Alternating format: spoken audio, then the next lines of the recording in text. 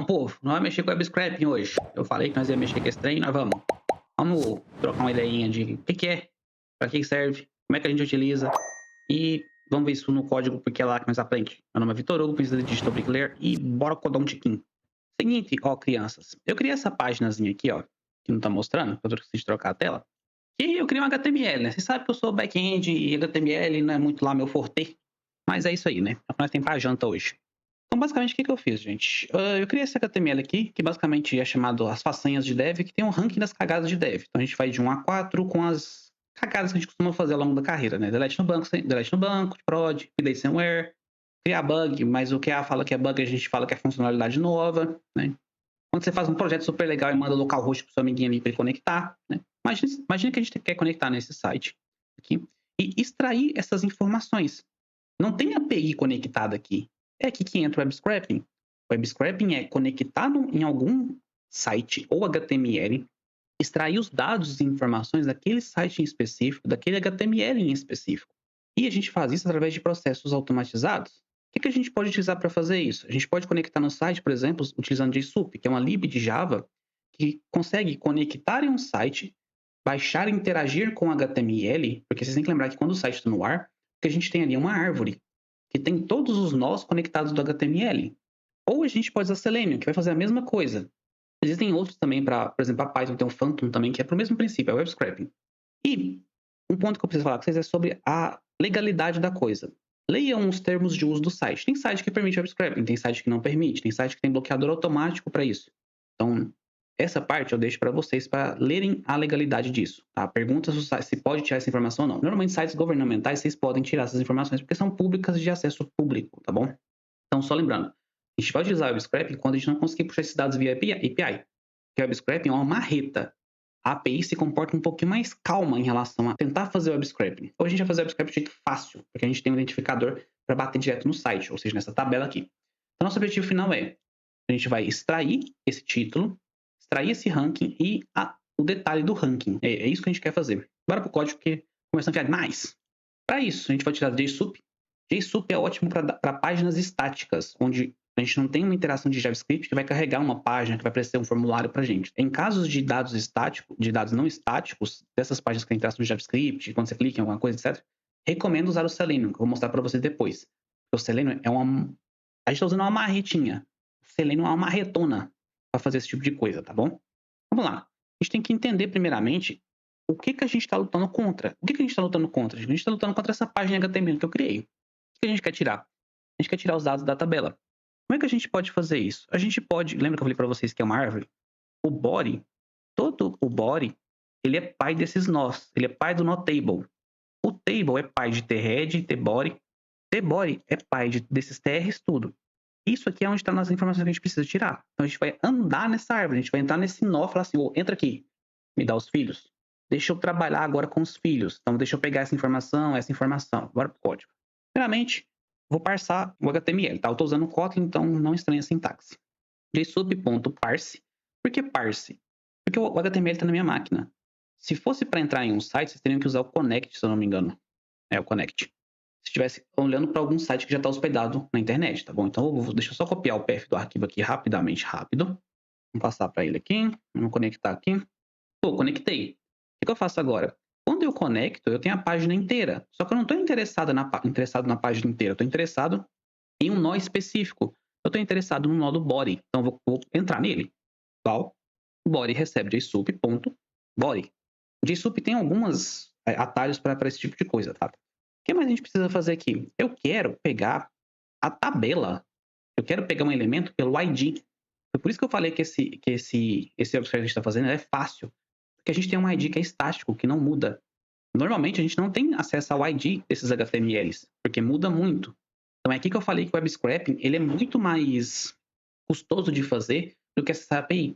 Porque a API ela muda com uma constância menor do que o HTML muda. Então, a gente vai acessar a tabela pelo ID desse elemento. Qual que é o ID desse elemento? O ID é ranking. Vamos copiar ele aqui rapidinho. Val, ranking.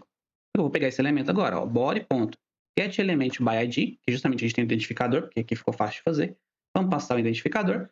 Vamos ver se deu certo. Salt ranking.text. Outro atalho do JSoup. A gente vai mostrar só o texto que está dentro dessa tabela. porque ele tira as tags HTML quando eu faço isso. Vamos mostrar aqui, rapidinho. Vamos cozinhando, vamos cozinhando, vamos cozinhando. O computador resolveu travar. Deixa eu ver o que eu fiz de cagada. Pô, eu fiz cagada aqui, tá? Aqui é new file. Eu tô fazendo parser. Não tem new no código, é só file. Caso vocês queiram conectar no site, vocês poderiam só passar o URL daquela forma que eu passei. Caso contrário, vai dar ruim. Então vamos testar aqui de novo.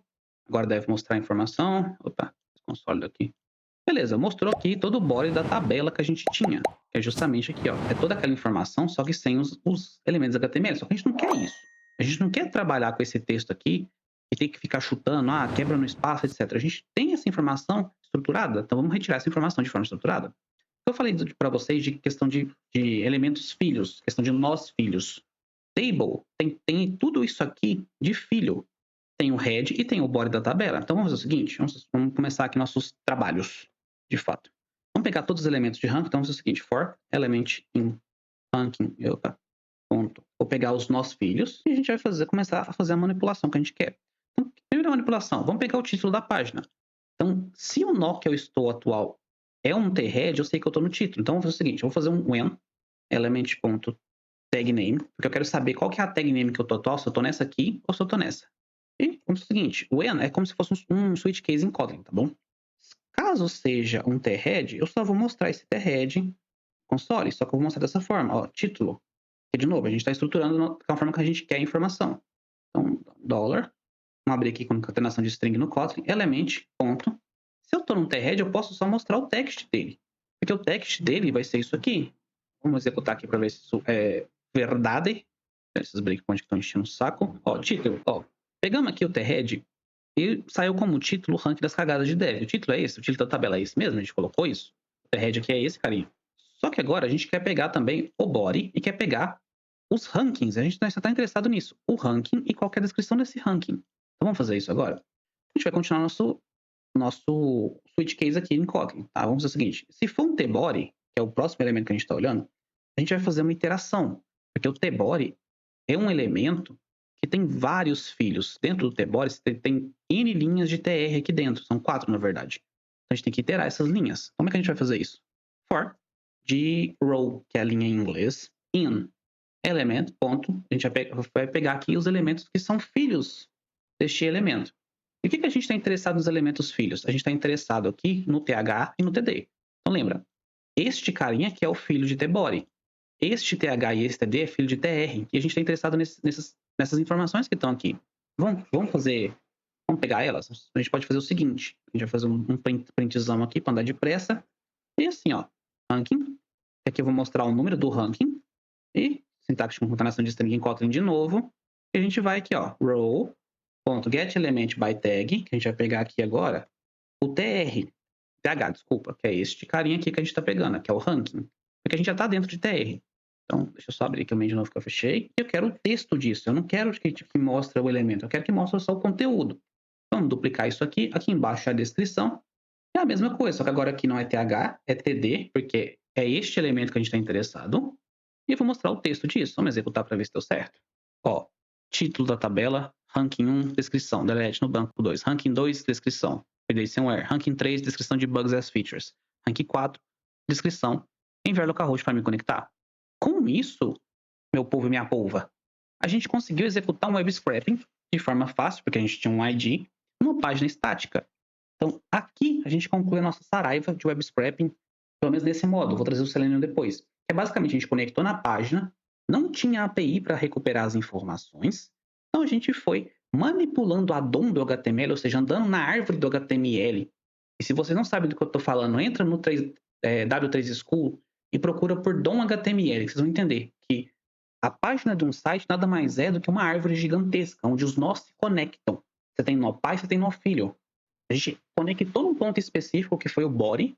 Desse body, a gente buscou um elemento por ID, porque estava fácil, estava na mão. E a gente começou a andar dentro desse elemento, recuperando as informações que a gente precisava. Então a gente entrava no elemento pela tag, puxava o texto. Entrava no outro elemento, puxava o texto. Estruturava com a forma que a gente precisava. Então isso é o web scraping. A gente raspou o HTML até tirar as informações que a gente precisava. Tá bom?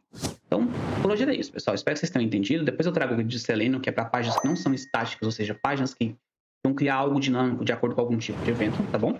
E no mais era isso, tá bom? Espero que vocês tenham aprendido alguma coisa. Meu nome é Vitor Hugo, coisa da Digital Declare. Se vocês gostaram, deixa o curtir, se inscreva no canal, deixa um comentário aí falando qualquer coisa. E é isso, povo. Estudem porque conhecimento ninguém tira de vocês. Até mais.